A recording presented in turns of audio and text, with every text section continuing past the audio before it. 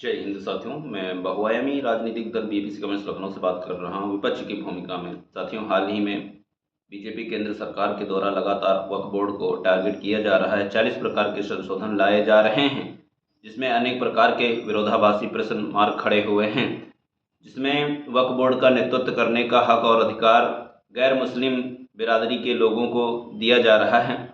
ऐसे में लखनऊ में निवास करने के नाते, लखनऊ में दल होने के नाते, युवा पीढ़ी होने के नाते लखनऊ में ऐसी कुछ महत्वपूर्ण संपत्तियां या ज़मीन हैं जो सुन्नी या शिया के वक्फ बोर्ड में आती हैं और जिनका कब्जा सरकार के अधीन है, या यूं कहें कि बीजेपी के कार्यालय या अनेक एजेंसियां ऐसी हैं जो सरकार के अंतर्गत आती हैं। अगर समाज हित में कोई जगह काम आ रही है या सरकार के कामों में कार्य आ रही है और सरकार के द्वारा उस पर किसी भी प्रकार का वक्फ बोर्ड को कोई भी शुल्क नहीं दिया जा रहा, तो मुझको इससे भी कोई आपत्ति नहीं है, क्योंकि वो किसी न किसी कार्य आ रही है। साथियों, हमारे पास एक विवरण है जो अधिकारी जो है वक्फ बोर्ड की जो संपत्तियां चढ़ाई जा रही वहां से निकाला गया है, जिसमें ऐसी कुछ संपत्तियां हैं जो वक्फ के अधीन आ रही हैं, जो आपके समक्ष हम रखना चाहेंगे। उत्तर प्रदेश राजधानी लखनऊ की वे वक्फ बोर्ड की संपत्तियां जिसके सरकार के अपने अधीन से लेकर सरकारी विभाग बनाए,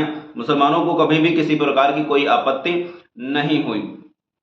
संपूर्ण चारबाग रेलवे स्टेशन, विधानसभा, सचिवालय, राज्यपाल भवन, कार्यालय, छतर मंजिल, दारुल सफा, अमीरुद्दौला पार्क, बारादरी, गुलाब वाटिका, नींबू पार्क, हाथी park, सूरजकांड residency, Shaheed Smarak, Dilkusha garden, Butler house, Raidas मंदिर, चिड़ियाघर वाजिद अली शाह, घंटाघर हुसैनाबाद ट्रस्ट, डीआरएम कार्यालय, रूमी दरवाजा, नादान महल, ये खास चर्चित जगह हैं जो वक्फ बोर्ड में हैं। ठीक इसी प्रकार लखनऊ में वक्फ बोर्ड की वह संपत्तियां जो हिंदू भाइयों के अधीन है, यानी जिस पर हिंदुओं ने कब्जा कर रखा है, आज तक मुसलमानों ने खाली नहीं करवाया, ना ही खाली कराने की अपील की है, ना ही उसको अवैध कह रहे हैं। लाजपत नगर, कजनैन, जनाउद्दौला करबला, सौदागर,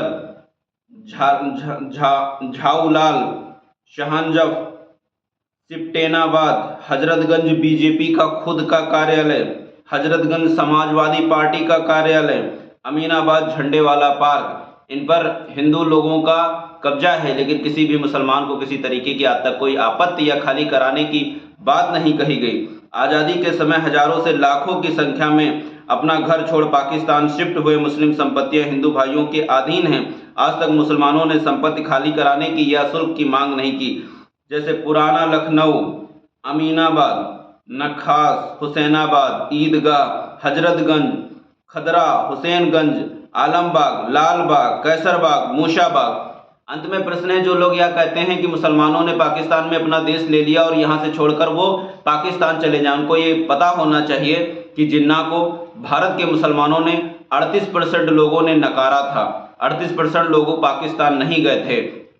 अगर सोचिए कि सारे के सारे अगर पाकिस्तान जाते तो क्या कश्मीर, उत्तराखंड, उत्तर प्रदेश आज पाकिस्तान का हिस्सा नहीं होता? इसलिए इस तरीके की वाहियात बातें बंद करें और वर्तमान मनवादी जो राजनीति चल रही बीजेपी की कथनी करनी पर नजर रखें। आज तक योगी सरकार ने सिर्फ और सिर्फ वही कार्य किए हैं जो इस्लाम या मुसलमानों के विरोध में हैं।